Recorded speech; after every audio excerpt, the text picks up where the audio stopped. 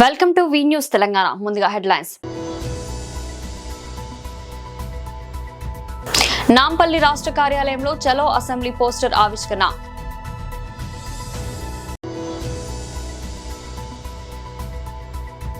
మాజీ ఎమ్మెల్యే వైఎస్ఆర్సీపీ అధికార ప్రతినిధి ఆచమల్లు శివప్రసాద్ రెడ్డి ప్రెస్ మీట్.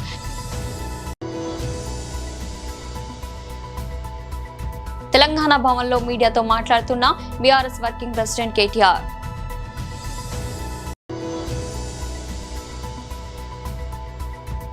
ఇరాన్లోని నంతాజ్ అణు కేంద్రంపై మరోసారి దాడి. నాంపల్లి రాష్ట్ర కార్యాలయంలో చలో అసెంబ్లీ పోస్టర్ ఆవిష్కరణ. పత్రికా మిత్రులందరికీ నమస్కారం. నిన్న ఏదైతే స్టేట్ గవర్నమెంట్ గవర్నర్ గారితో ప్రసంగం, అది ఒక మంచి బుక్లెట్ లాగా మన ఇంగ్లీష్ లాంగ్వేజ్ తెలుగు ఒక పుస్తకం లాగా ఉంది. అందులో ఇప్పుడు ఏదైతే మన సెంట్రల్ గవర్నమెంట్ ఏ విధంగా బడ్జెట్ ఇస్తుంది, దాన్ని ఏ విధంగా ఇంప్లిమెంట్ చేస్తుంది, వెరీ డీటెయిల్గా ఉంటుంది.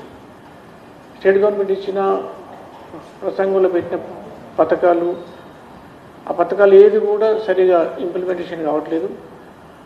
ఒకటి బడ్జెట్ అలొకేషన్ ఉంది, అలొకేషన్ ప్రకారం స్పెండింగ్ లేదు, స్పెండింగ్ చేసినది ఎండ్ యూస్కు ముట్టట్లేదు.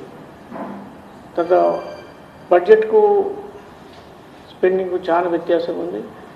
వ్యత్యాసానికి మళ్ళా స్పెండింగ్ మళ్ళా కామన్ మ్యాన్కు రీచ్ అయ్యేది, ఎవరికైతే ఎండ్ యూజర్కు రీచ్ కావాలో అది రీచ్ కావట్లేదు.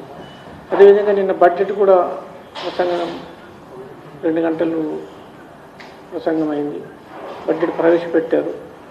ఆ ప్రవేశపెట్టి అలొకేషన్స్లలో చాలా వ్యత్యాసం ఉంది.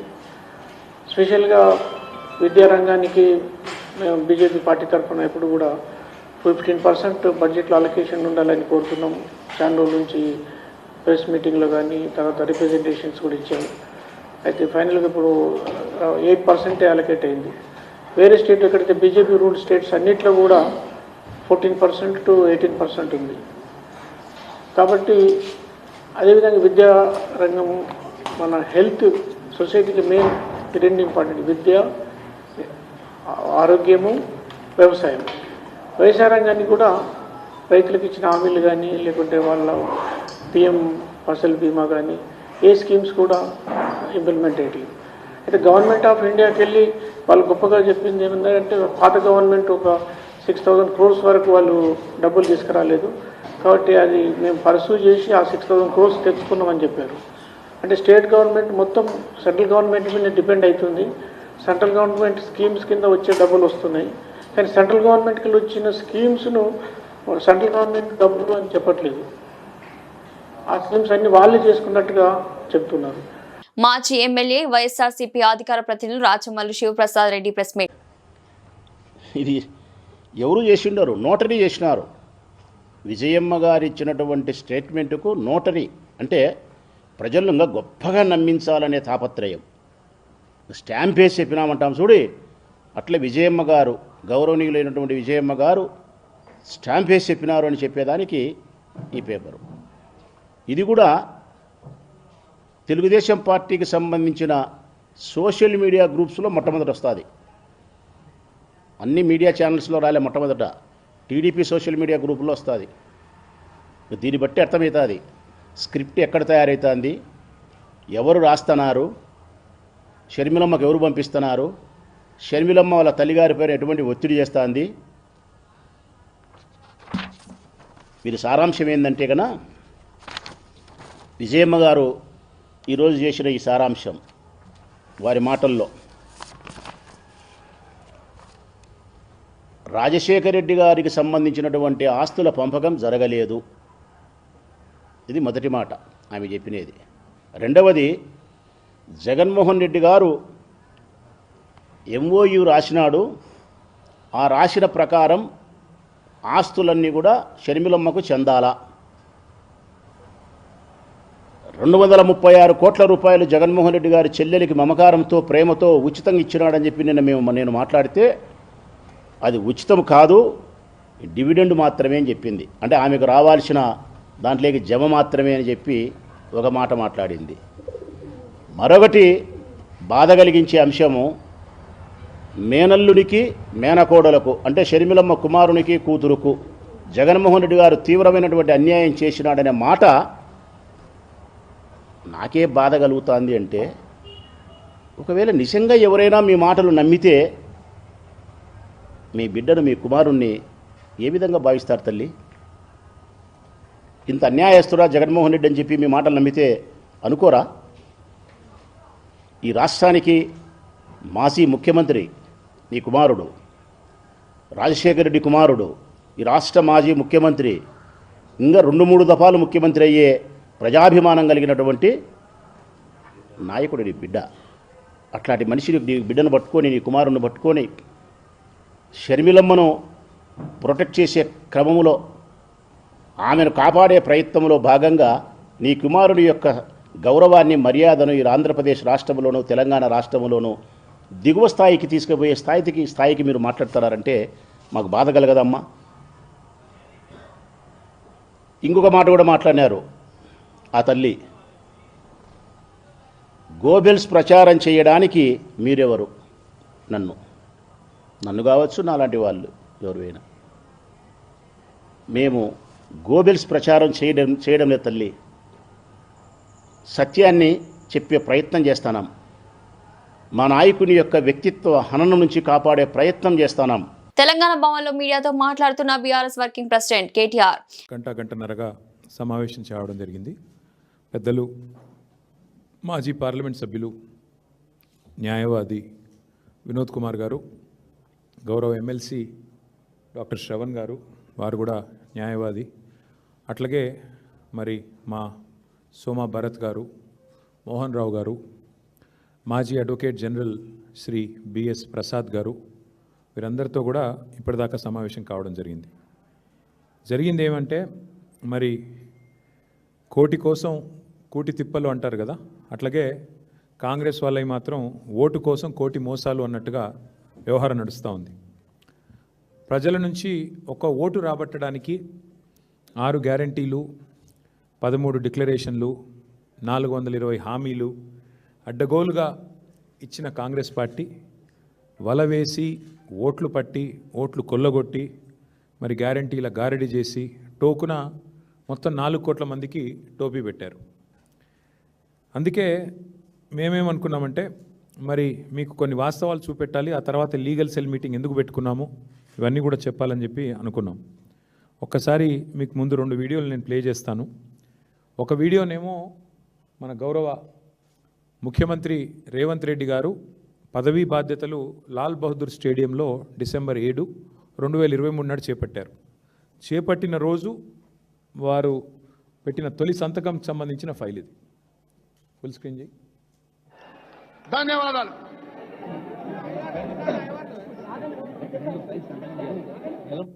చేస్తారు. గౌరవ ముఖ్యమంత్రి గారు ఎన్నికల ప్రచారంలో భాగంగా తమ ప్రభుత్వం ఏర్పడగానే 6 గ్యారంటీలకు సంబంధించిన ఫైల్ మీద తొలి సంతకం చేస్తానని వాగ్దానం చేశారు. ఈ 6 గ్యారంటీల అమలుకు సంబంధించి అభయహస్తం చట్టానికి మార్గాన్ని సుగమం చేస్తూ ఇప్పుడు తొలి ఫైల్ పై సంతకం చేస్తారు. I request officers concern to bring the file. తొలి అభయహస్తం చట్టం చేయడానికి, అంటే 6 గ్యారంటీలను చట్టబద్ధత కల్పించడానికి అభయహస్తం చట్టం చేయడానికి సంబంధించిన ఫైలు మీద గౌరవ ముఖ్యమంత్రి గారు సంతకం చేస్తారు అని వ్యాఖ్యాత అనౌన్స్ చేస్తారు.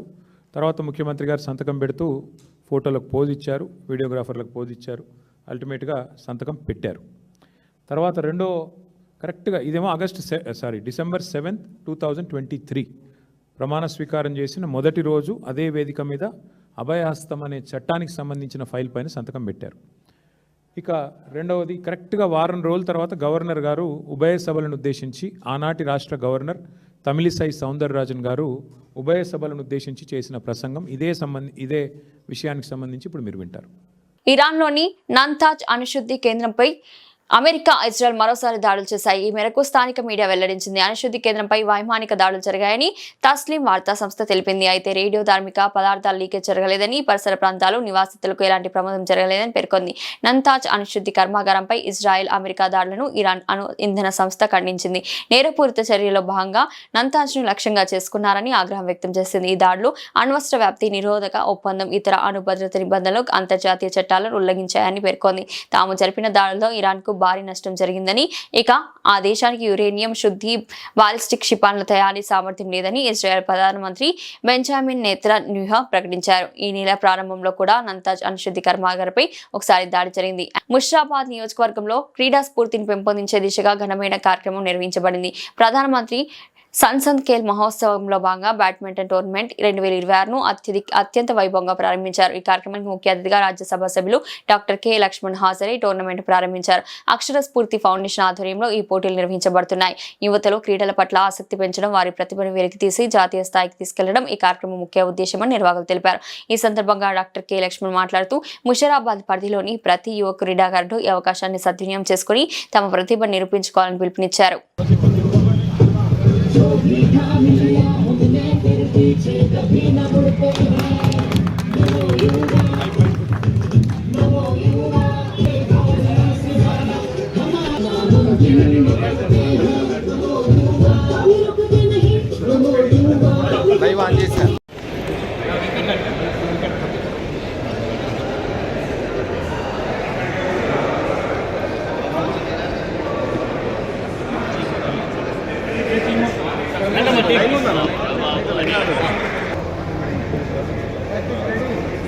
लक्ष्मण गारी नायकत्व लक्ष्मण जी संघर्ष करो नरेंद्र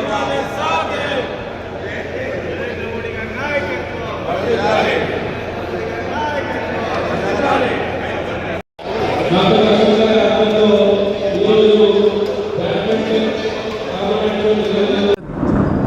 ఖేలో మహోత్సవ్ పేరు మీద దేశవ్యాప్తంగా కూడా ప్రధానమంత్రి గారు యువతకు శారీరకంగా దృఢంగా ఉండాలని, మానసికంగా కూడా ఎటువంటి బలహీనతలకు లోను కాకుండా ఉండేదానికి క్రీడలను ప్రోత్సహిస్తూ ఉన్నారు. ఇటీవల ప్రభుత్వం కూడా ఒక క్రీడా పాలసీ ఒకటి కొత్తగా తీసుకొచ్చి దేశవ్యాప్తంగా ఉన్నటువంటి క్రీడాకారులను ప్రోత్సహించడానికి బడ్జెట్లో ప్రత్యేక కేటాయింపులే కాకుండా ఒక స్పోర్ట్స్ యూనివర్సిటీ కూడా మణిపూర్లో నిర్మాణం చేసి గ్రామీణ ప్రాంతాల నుంచి వచ్చేటువంటి క్రీడాకారులందరూ కూడా పార్లమెంట్ సభ్యులు విధిగా ఈ యొక్క మరి క్రీడల పోటీలు నిర్వహించి వాళ్ళలో ఉన్న దాగి ఉన్నటువంటి నైపుణ్యతను వెలికి తీసుకొచ్చి దేశానికి, ప్రపంచానికి పరిచయం చేయాలి.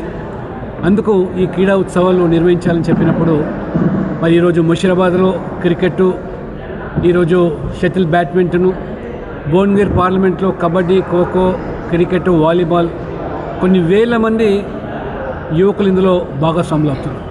సరైనటువంటి ప్రోత్సాహం లేక, వారికి అవకాశాలు లేకపోవడం వల్ల వాళ్ళలో మరి నైపుణ్యత ఉన్నప్పటికీ కూడా కేవలం ప్రభుత్వాలే కాదు, స్వచ్ఛంద సంస్థలు, ప్రజాప్రతినిధులు కూడా చొరవ తీసుకోవాలని చెప్పినప్పుడు పార్లమెంట్ సభ్యునిగా ప్రధానమంత్రి యొక్క ఆదేశం మేరకు గత నెల రోజుల పైగా ఈ క్రీడ నిర్వహిస్తున్నాం. పెద్ద ఎత్తున పిల్లలు మొదలుకొని మరి ఈరోజు యువకులందరూ కూడా ఇందులో పాల్గొంటున్నారు. సీనియర్ సిటిజన్స్ కూడా పాల్గొంటున్నారు. నరేంద్ర మోడీ గారు ఫిట్ ఇండియా పిలుపునిచ్చారంటే మనం శారీరకంగా ఆరోగ్యంగా ఉంటే కానీ సమాజం ఆరోగ్యంగా ఉండదు. సమాజం ఆరోగ్యంగా ఉన్నప్పుడే దేశం కూడా ఆరోగ్యంగా ఉంటుందని చెప్పి ఈ దేశానికి ఉన్నటువంటి వనరులు, పెట్టుబడి అలా కూడా యువత.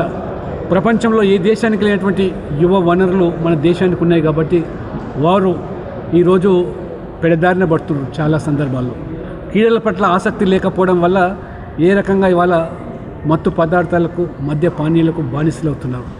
ప్రభుత్వాలు కూడా వాటి పట్ల మరి ఈ దురాచారాల పట్ల కఠినమైన చర్యలు తీసుకోవాల్సిన సందర్భంలో మరి యువతను ప్రోత్సహించడానికి క్రీడలు ఒక మార్గమే. చదువుతో పాటు క్రీడలు కూడా భాగస్వామ్యం కావాలని ఆ దృష్ట్యానే ప్రధానమంత్రి గారు ఒక విజనరీ లీడర్ కాబట్టి, ముందు చూపుతో ఉన్న వ్యక్తి కాబట్టి ఈ దేశానికి ఉన్నటువంటి యువతను ప్రోత్సహించి రేపు 2036లో జరిగే ఈ యొక్క మరి కామన్వెల్త్ గేమ్స్ మన దేశంలో నిర్వహించబడుతున్నాయి. అప్పటికల్లా కూడా అనేకమైనటువంటి గోల్డ్ మెడల్ సాధించాలని ఈ రకంగా పార్లమెంట్ సభ్యులు, స్వచ్ఛంద సంస్థలు, ప్రభుత్వాలు కూడా ఈ కార్యక్రమం నిర్వహించాలి. రేపు చివరిగా మరి ముగింపు ఉత్సవంగా విజేతలకు మరి ఈ యొక్క మెడల్స్, పార్టిసిపేషన్ సర్టిఫికెట్స్, నగదు బహుమతులే కాకుండా పెద్ద ఎత్తున కూడా ప్రోత్సాహకాలు కూడా ఇవ్వడం జరుగుతుంది. రామగుండం ఎమ్మెల్యే మక్కాన్ సింగ్ రాజ్ ఠాకూర్, మనాలి ఠాగూర్ దంపతులు రంజాన్ పండుగ సందర్భంగా పేద ముస్లిం సోదరులకు, సోదరిమణులకు తమ సొంత ఖర్చులతో రంజాన్ తోఫాను అందజేశారు. ఈ మేరకు గోదార్ఖండ్లోని ఎమ్మెల్యే క్యాంప్ కార్యాలయంలో ఏర్పాటు చేసిన కార్యక్రమంలో ఎమ్మెల్యే దంపతులు, రామగుండం నగర మేయర్ మహంకాళి స్వామి, డిప్యూటీ మేయర్ పాతిపెల్లి ఎల్లయ్య, కార్పొరేటర్లు కలిసి పేద ముస్లింలకు రంజాన్ తోఫాను అందించారు. ఈ సందర్భంగా ఎమ్మెల్యే మాట్లాడారు.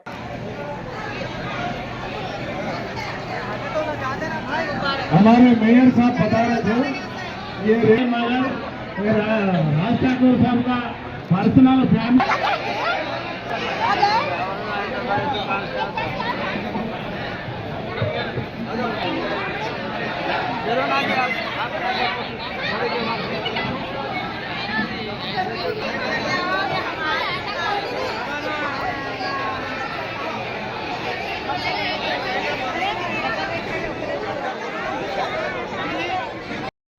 आपके चाहने वाले, आपका घर का बड़ा बेटा, बड़ा भाई रेवंत रेड्डी साहब ने आप सभी के लिए तोहफा भेजा है मेरे जरिए, और हमारे स्टेट में कहां भी नहीं है 3,750 करोड़ रुपया हमारे माइनॉरिटी वेलफेयर के लिए कल असेंबली में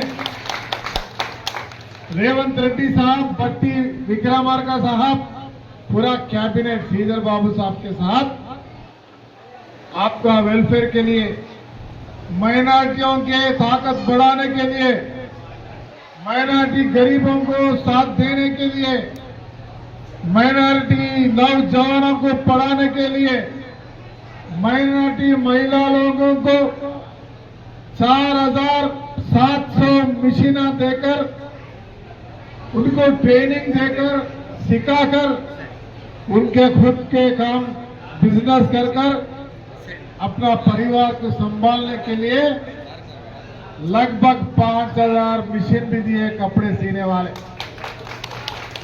उसके साथ साथ और भी ऐलान करना चाह रहा हूं, माइनॉरिटी के कॉरपोरेशन के तरफ से एक स्कूटर और स्कूटी लेना है तो एक एप्लीकेशन लगाने से आपको सब्सिडी के अंदर बैंक से आपको स्कूटी भी दिया जाएगा। उसके साथ साथ आप लोगों के बच्चों को पढ़ाई के लिए,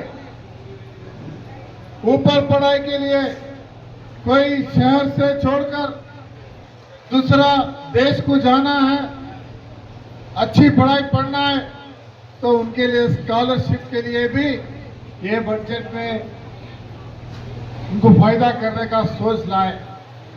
उसके साथ साथ ट्रेनिंग सेंटर्स के साथ साथ माइनॉरिटियों को नौकरियां, माइनॉरिटियों को जो जो जरूरत है वो पूरा करने के लिए आज 3,750 करोड़ से आपकी हुकूमत, रेवंत रेड्डी साहब की हुकूमत आज माइनॉरिटियों के लिए एक अलग से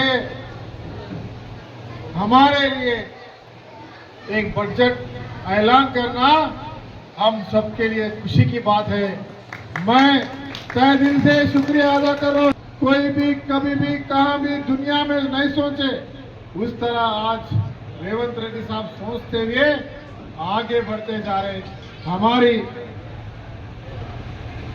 कौम के लिए, कौम को आगे बढ़ाने के लिए, मदद करने के लिए, शादी मुबारक के साथ साथ, पढ़ाई के साथ साथ आज तालीमा पूरे उर्दू मीडियम के तालीमा को अच्छे बढ़ाते हुए हमारे पास खुद मैं गोदावरी में वुमेन स्कूल के बाद 1.5 करोड़ से बनाते हुए उर्दू मीडियम को 70 लाख रुपए से खुद के पैसों से आज जबरदस्त स्कूल बना के हमारे बच्चों की पढ़ाई करवा रहे हैं। होना बोलता आप पूरे जाके देख सकते हैं अशोकनगर में आज गोदावरी के ईदगाह कभी आप जाके देखिए, अतराफ दीवार बना दिया, सीमेंट का प्लेटफॉर्म बना दिया, बगीचा बना दिया, गार्डन जैसा भी बना रहा हूं। हर जगह, हर मस्जिद, हर ईदगाह, हर खबरस्तान सब तरीका सहूलत रहने का इंतजाम कर रहा हूं। और 5 करोड़ रुपए शादी खाना यहाँ पर रामगुंडम में एक शादी खाना बनाते हुए हर जगह मस्जिदों को छोटा मोटा कुछ काम है तो करने के लिए आज 5 करोड़ रुपए यहाँ के माइनॉरिटियों के लिए अलर्ट किया सेपरेट। ఉత్తరాంధ్ర తీర ప్రాంతం బంగాళాఖాతంపై ఏర్పడిన ఉపరితల ఆవర్తన ప్రభావంతో రాష్ట్రంలోని పలు జిల్లాల్లో శనివారం ఆదివారం పిడుగులతో కూడిన తేలికపాటి నుంచి మోస్తారు వర్షాలు కురిసే అవకాశం ఉందని అధికారులు తెలిపారు. ఈ నేపథ్యంలో రైతులు ప్రజలు అప్రమత్తంగా ఉండాలని హెచ్చరికలు జారీ అయ్యాయి.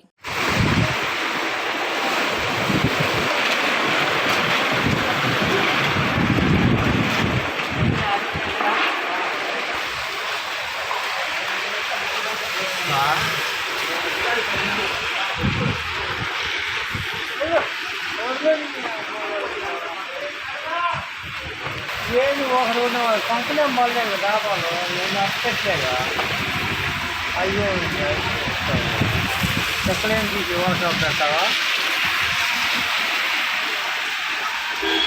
బులెటిన్ ముగించే ముందు హెడ్లైన్స్ మరోసారి. నాంపల్లి రాష్ట్ర కార్యాలయంలో చలో అసెంబ్లీ పోస్టర్ ఆవిష్కరణ.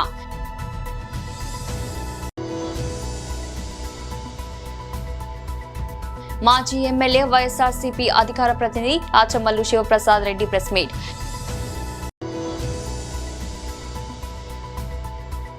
తెలంగాణ భవన్లో మీడియాతో మాట్లాడుతున్న బీఆర్ఎస్ వర్కింగ్ ప్రెసిడెంట్ కేటీఆర్.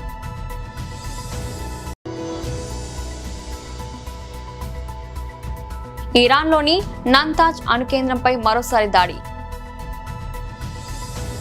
ఇది ఈరోజు బులెటిన్. మరో బులెటిన్లో మళ్ళీ కలుద్దాం. అంతవరకు సెలవు.